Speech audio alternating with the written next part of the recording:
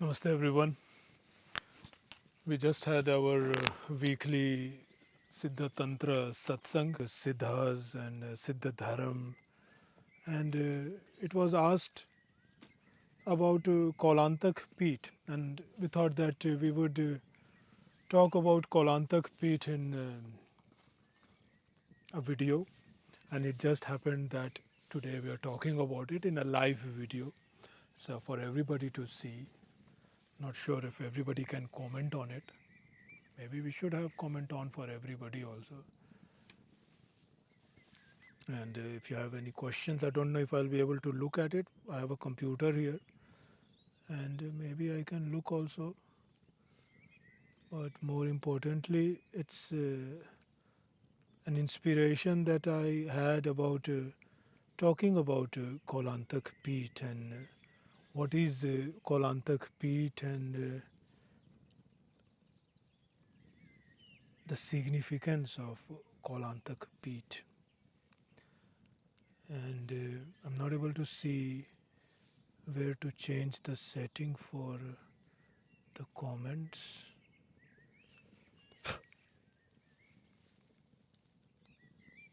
I don't think I can change the setting of the comment, or is it? Oh yeah, there it is. Participant mode. Who can send message? Anyone. Let's see. Change it to anybody can. So we hope that everybody can see this and comment as well. So let's see if we have the feed up before I continue talking about Kaulantak Peeth.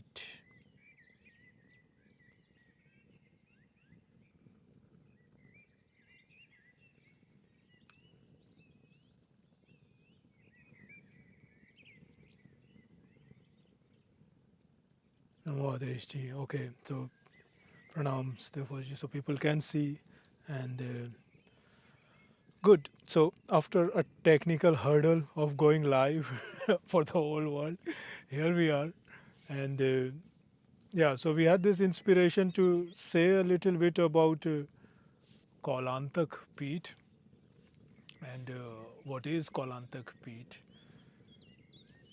and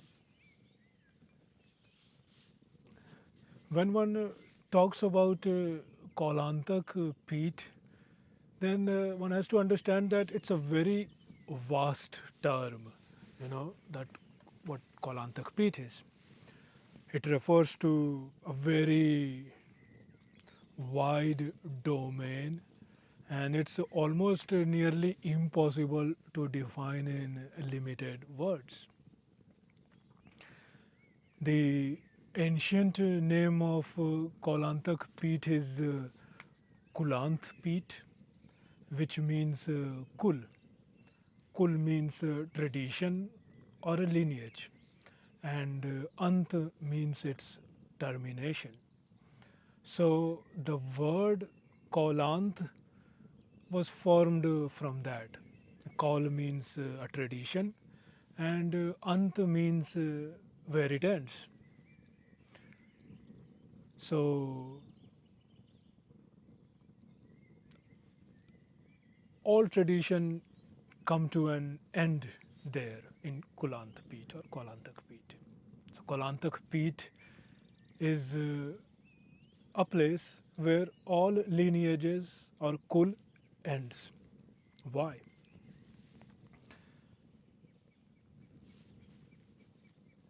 All kul or every kul comes from a source.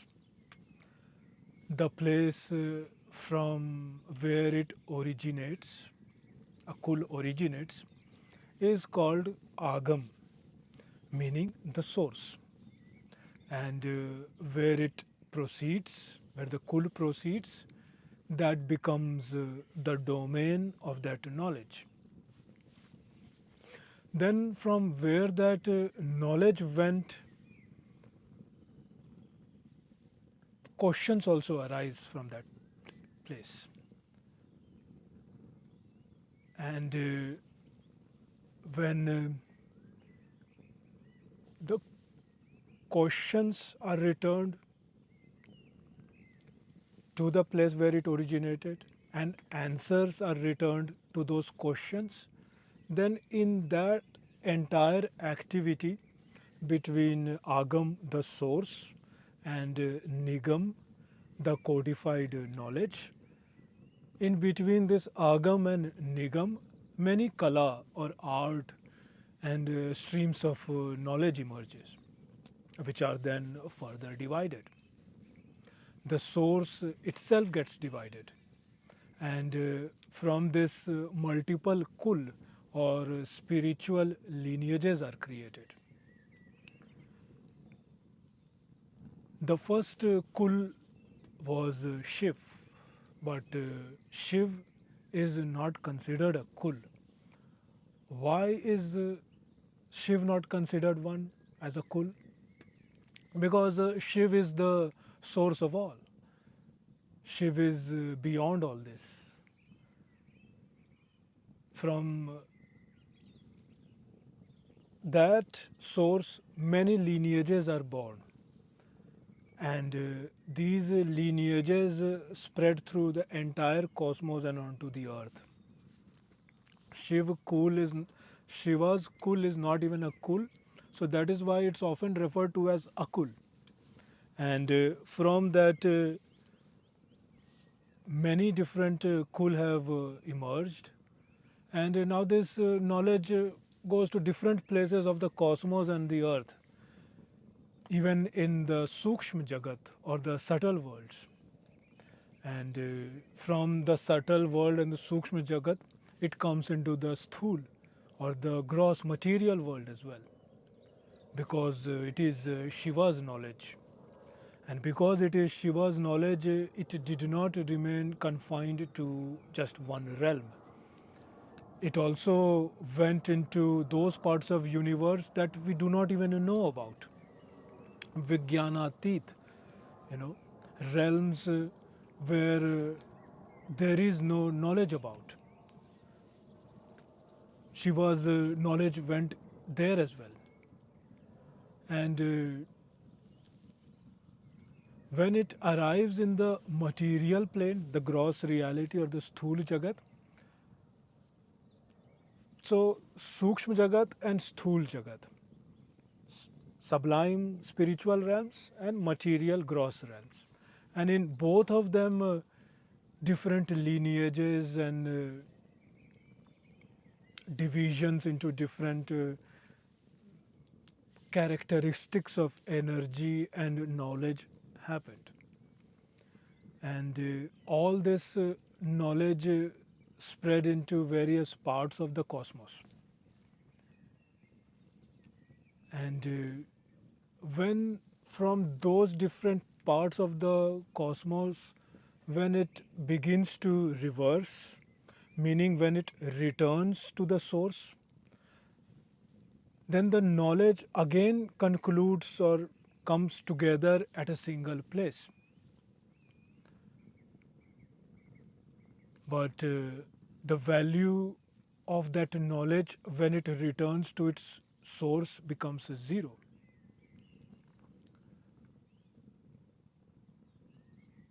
So one asks why the knowledge that originated from the source spreads out into the cosmos, into the different realms of Sukshma and Sthul or spiritual and gross. When it returns to the source, why it has no inherent value?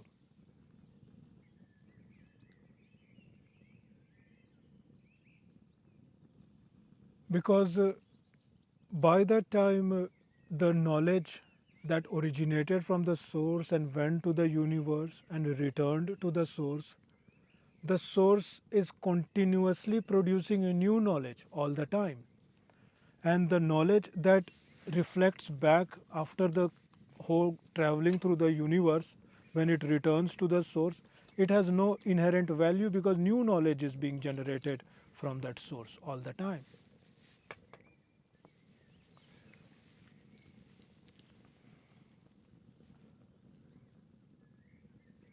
So that is one way one can see the end of that kul in the source.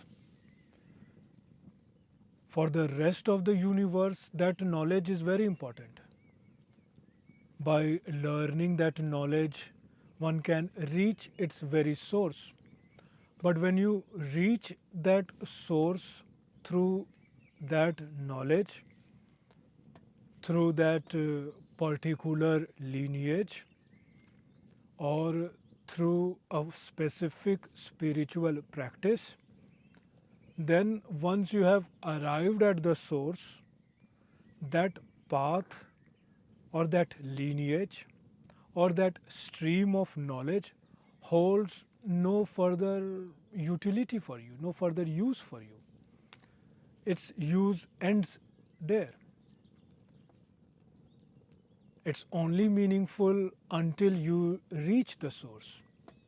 And due to this intricate networking, that place of the source is called Kulant, the end of Kul. This is the literal definition. Why it is called the end of Kul, Kulant or Kaulant or Kolantak. Because there is an infinite stream of knowledge always originating from the source and spreading into the sukshma, the subtle and the gross sthul jagat, giving rise to different kul, tradition and knowledge systems and lineages. And one reaches the source, one reaches Shiv through many different kul and lineage. And when one reaches the source, that path becomes not so useful anymore because one has already reached, and that way it has no meaning there. And new knowledge is always coming forth from that source.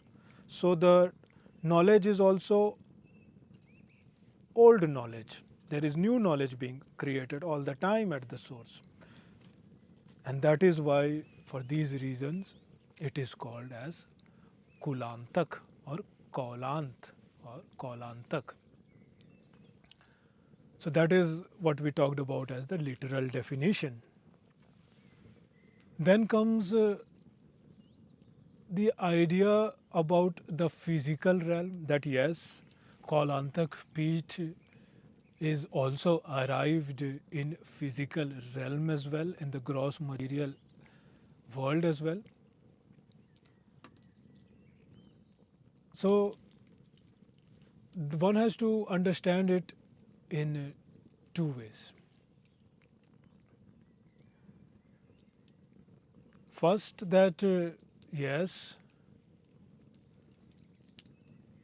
there is a world of Maya that is perceived through the senses, and within this Maya, which is created a visible world and an invisible world, a Drishyaman lok and also an Adrishyaman lok.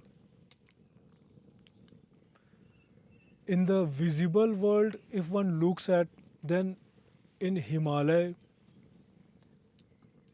above the mountain ranges,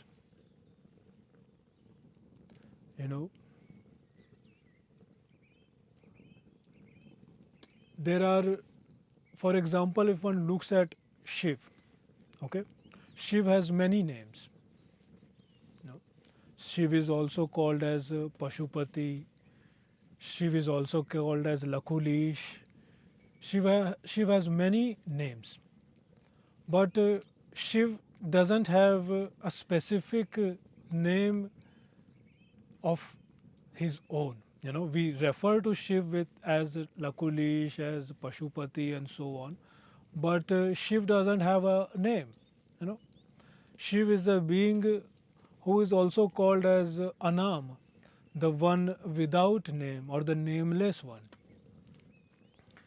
And Shiv, along with his Shakti, goddess, Devi, is one responsible for all this Agam, and when Shiv imparts the knowledge to Devi, when at that very moment Agam began, when Shiv started imparting the knowledge or transmission of the knowledge. And at that very moment when Agam began, Peeth was formed, Kaulantak Peeth was born. Now the question arises that the knowledge came into this world in two realms. In Himalaya itself, if one looks, then there is an other in Adrishya Lok, Drishyaman and Adrishya, the visible and invisible. And that place which is in invisible dimension, you can call it as another dimension, as another realm, or yeah, something that is invisible. But for common people and for materialist people, this is realm, or the realm which is also called as Chitta Kshetra, or the realm of consciousness, is not accessible for materialists or scientists or people who are only limited to gross senses and gross materialistic perception. That invisible realm of Kaulantak Peeth is inaccessible for them.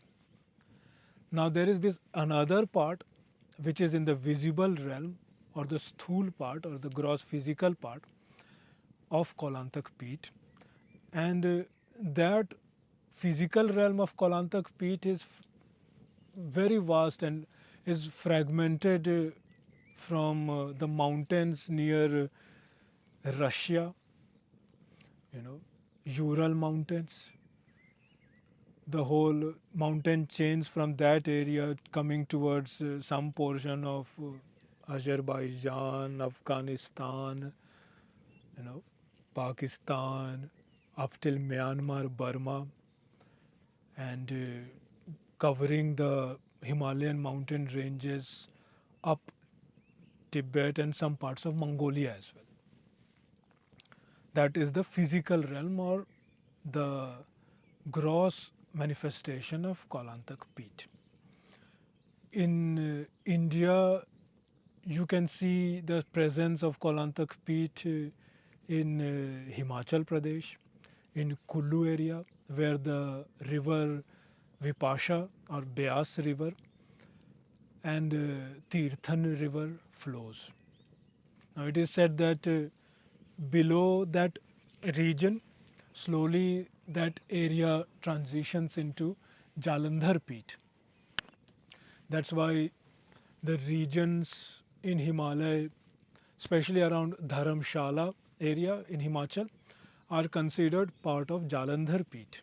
Even though it is in Himalaya, it is not considered part of Kulant Peeth, but considered part of Jalandhar Peeth. But the areas above that, that's where the Kulant Peeth begins, stretching up till Tibet, Siberia, plateaus of Mongolia also. But it is primarily acknowledged up till Tibet. That's the geographical area. Now the question arises, within this vast area of Kaulantak Peeth, what kind of tradition has existed?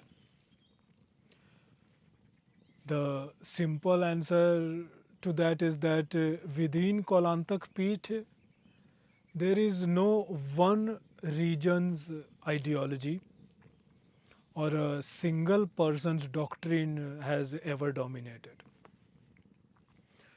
Everyone is considered to have a right to this Peeth, Kolantak Peeth. That is what is unique. Devas, gods have learned here. Demons, asuras, daityas have learned here. Nagas, serpent beings have learned here. Gandharvas, celestial musicians have learned here. Kinnar, semi-divine beings, They have all learned here and have their own traditions in Kaulantak Peeth. Vaishnav, Ganpatya, Saur, all kinds of traditions you will find in Kaulantak Peeth, including Asuric beings as well and others. Therefore, understanding this Kolantak Peeth is more difficult than understanding all the spiritual traditions of the earth, because when we try to understand one stream of knowledge or one tradition, we start to, as human beings, tend to view and try to understand the world primarily through one's own colored lens of one's own thought systems and ideologies and biases. But within Kaulantak Peeth, deities, asuras, demons, everyone has their own ideologies and their own elements. So the knowledge of all of them, the divinities of Devi, Devta and Asur, all of that has been preserved within this Peeth. Now why did that happen? Now there is a story behind how Kolantak Peeth came to be like this. When Shiv was giving knowledge, different rishis, sages, and munis, seers perceived Shiva's words according to their own capacities. Some saw with divine vision, some heard Shiva's wisdom through Karna Pishachini or through other sadhanas and spiritual practices, or through means of Vartali sadhana. Some were directly in Shiva's presence and heard Shiva's wisdom through with their own ears. So based on how each one perceived it and how it was understood according to their own capacities, the entire area was divided accordingly. And that is why in Himalayan region the Deva Parampara, where the lineage of deities emerged.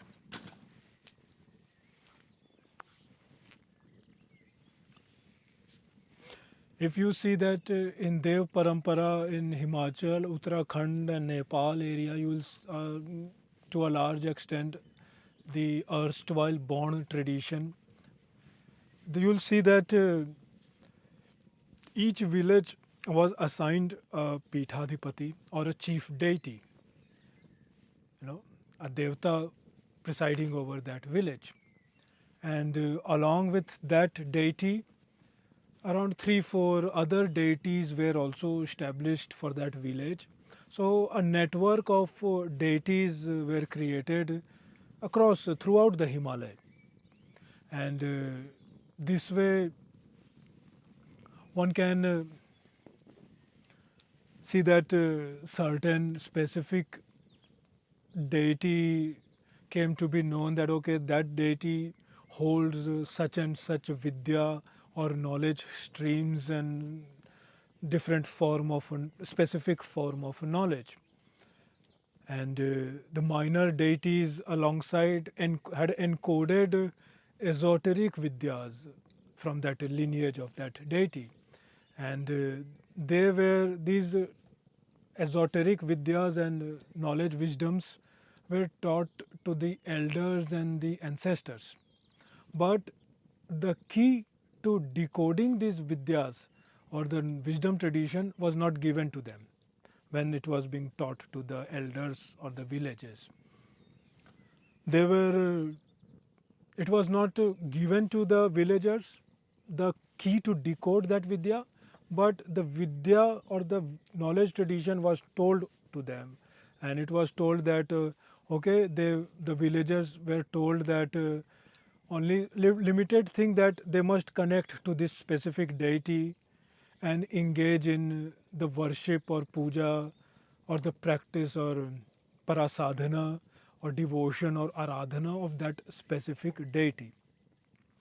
And the villagers were also told specifically not to search for the origin or end of that deity or god. They were told that not to inquire into the beginning or the end of their deities.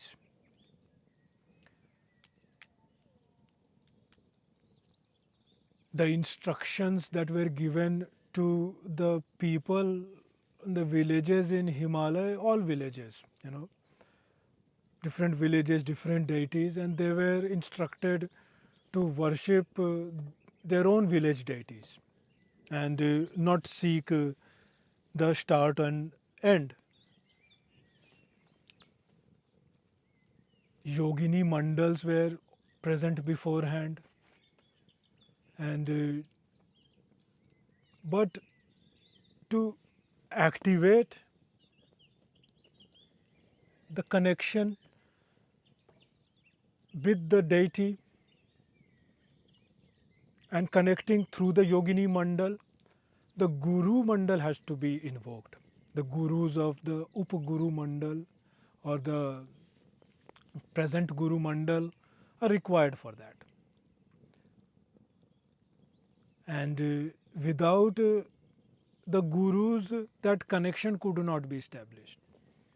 And even though the villagers were given certain customs to practice, certain information to preserve and take that wisdom tradition of that local deity, but the key to decode was kept by the gurus. And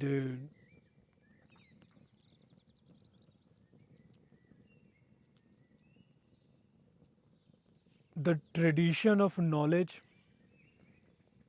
and the wisdom tradition is one, and the decoding those wisdom tradition comes where the tradition of gurus, where the how to understand this wisdom tradition, how to decode this wisdom tradition, how to connect with that wisdom tradition. And both of these aspects were managed by or are managed by Pete. The question comes if there is a permanent land or space for Kaulantak Peeth. No, there is no specific land or fixed identified place for Kolantak Peeth since earlier times. And the reason has been because of the Shivavas or the dwelling of Shiv. Shiv does not dwell in one place permanently. Shiv is known to travel from different places. You might have heard this idea of a Shivavas. Sometime in forest, sometime in mountains, sometime in cities, different places. You'll, and that is why the one place was never fixed.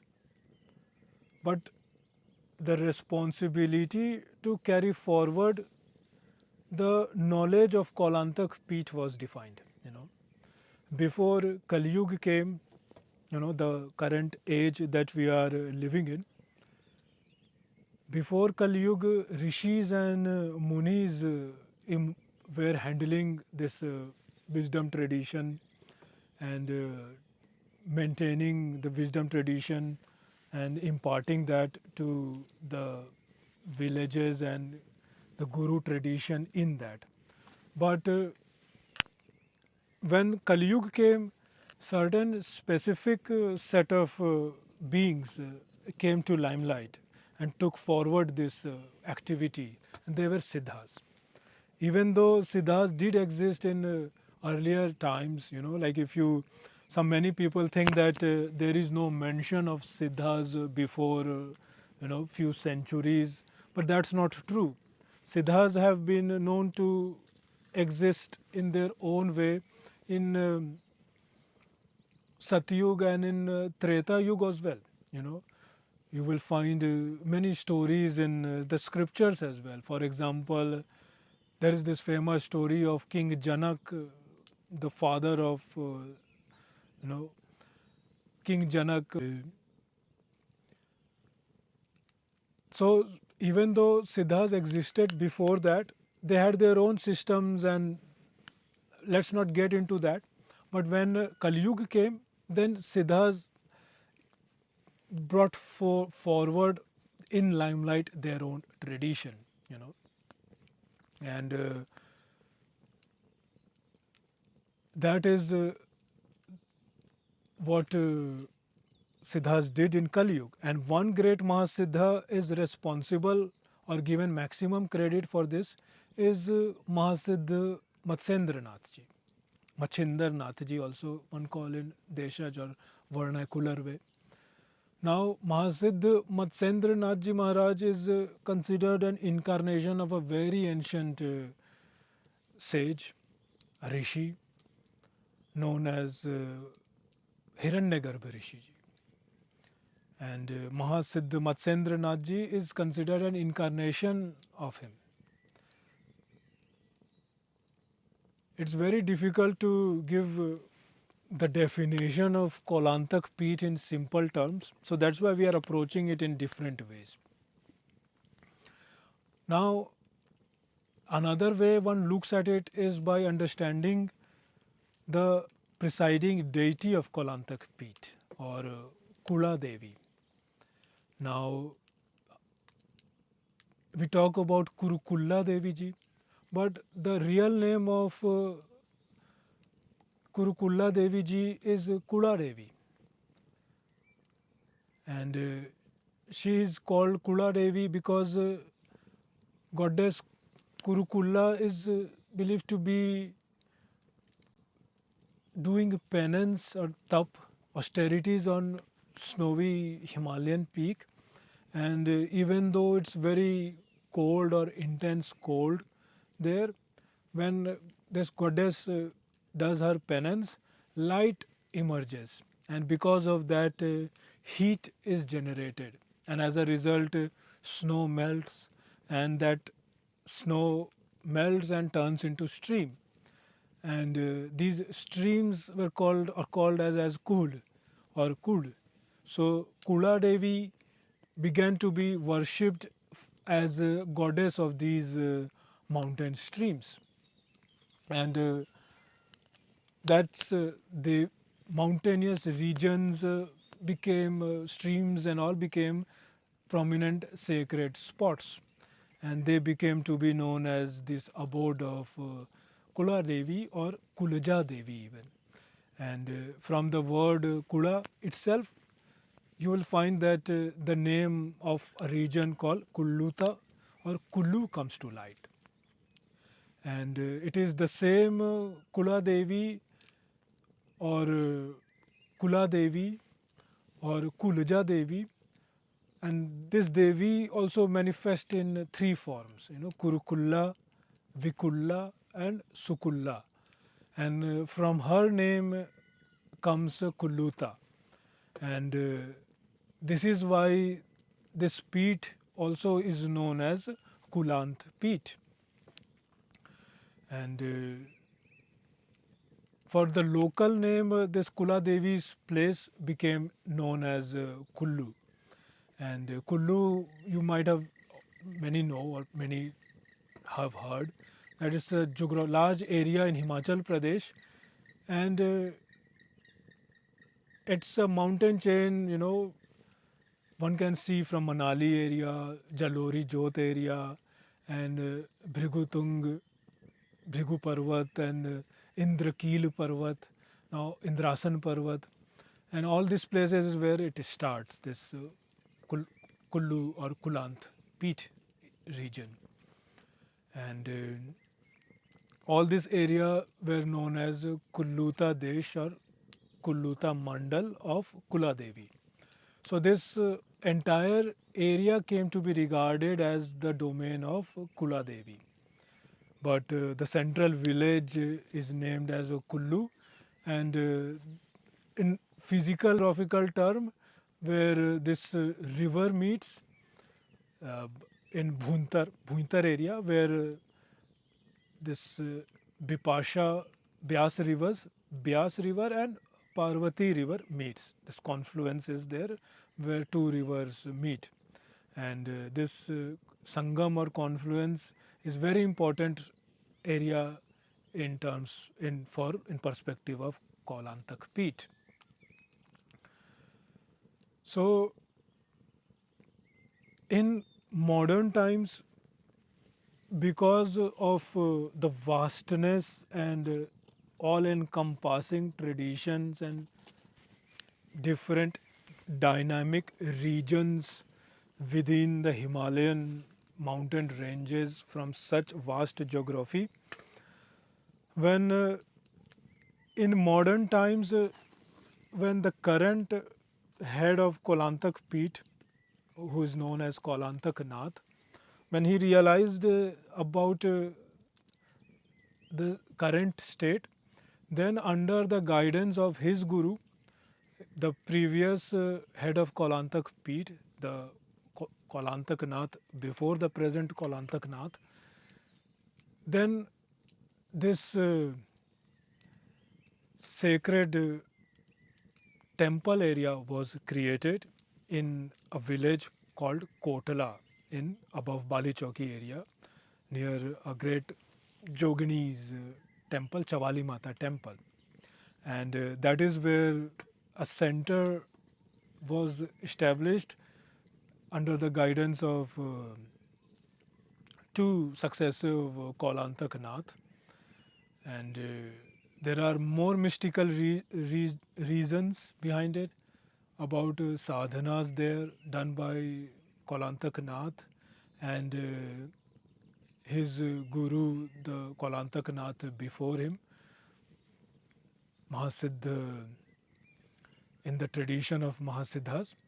And it was chosen to be established as a sacred area of Kula Devi ji in that area. And so now that is a physical location that is accessible for the Kolantak Nath before the present Kolantak Nath, Mahasiddha Sri Siddhanta Nath Ji Kula Devi, and which is still hidden, a thumb size murti of goddess. And to encompass that, a stone and wood shrine was created around it. This Gopani or hidden secret murti established by one Kolantak Nath and continued to be worshipped and venerated by the present Kolantak Nath in the tradition of Kaulantak Peeth. And that murti is inaccessible, but in that image, in the Tantra way, there is a temple of goddess created and with proper etiquettes, and so that everybody has access and can get the blessings. So that temple is created as the center of Kaulantak Peeth in the present time. And although in the present time, because of the landslides in that area, that temple, which is very dear to all Siddha practitioners, that temple is going through a tough time because of the landslides happening there. So we are also having this thoughts about how to preserve that temple as well, because it's important to preserve a physical center in today's time. And because of landslide, that temple needs to be secured as well. So we are also trying to conversation. However, it just came in my heart, so I wanted to share that as well. That we are also thinking about that. So if you have some idea about it, how to preserve that heritage as a cultural heritage of Siddhas, we'll probably read the comments. But if you have some suggestions about how to generate fund to preserve that temple, let us know also, because we are also thinking how to do that. That's where the main center is, where the Devi's Rath or the chariot made in the local tradition is established in Kaulantak Peeth. Well, that's what I wanted to come today to talk a little bit about giving the background context about Kulant, Kulluta, Siddhas. There is much more to it. We'll talk slowly. This was just an introduction to it. And we can talk a lot about the three Siddhatva and how the Kulluta Siddhas connects with the Kashmir and Kamakhya, because it's all connected. The Kashmir, Kulluta and Kamakhya, the three Ks in the Kulant. And we will probably talk about it some other time. This was just as an introduction. I wanted to come live after our satsang to just talk with everybody about Kaulantak Peeth. And we need to talk more about Kaulantak Peeth and the tradition of Kaulantak Nath and how old this lineage is and how long it has been preserved. There is a written record of the tradition for around 9 since 800 AD. But beyond this written record in manuscripts, there is an oral tradition also that goes in previous yugas also. So we will talk about that in some other time. Just wanted to come live today. We were trying that also live with and coming and sharing some heart to heart conversation or just talk. I'm only talking, you're not talking, so not really a conversation, but we will look at your comments as well. All right. So thank you for joining. Namaste, everyone.